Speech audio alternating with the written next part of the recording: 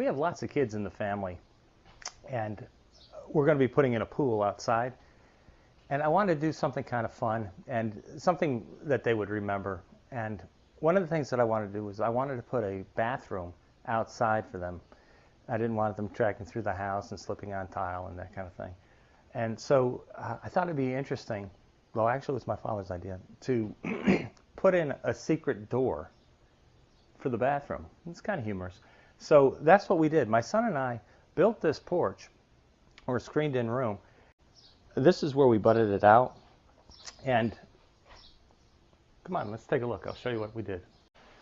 I didn't have the room to have a in-swing door. If you're to do a secret door, the in-swings are a lot easier than the out-swings. So if you're planning on doing something similar, I would definitely do the out-swing. But what I did was I built the door first, and then I built 2 cabinets on the side. So the only thing that I had to have operating properly was the door, and then I just kind of filled it in. But I'll show you what I did. As you can see, it's simply a bookcase for some liquor, and then the door. Is that kind of cool? The kids really enjoy it.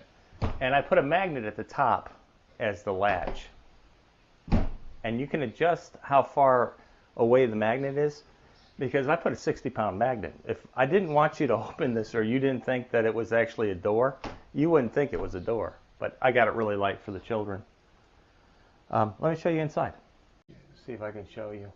I got the hinges from Murphy Bed, and they were pretty expensive. I think I paid like $130, $140 for these hinges.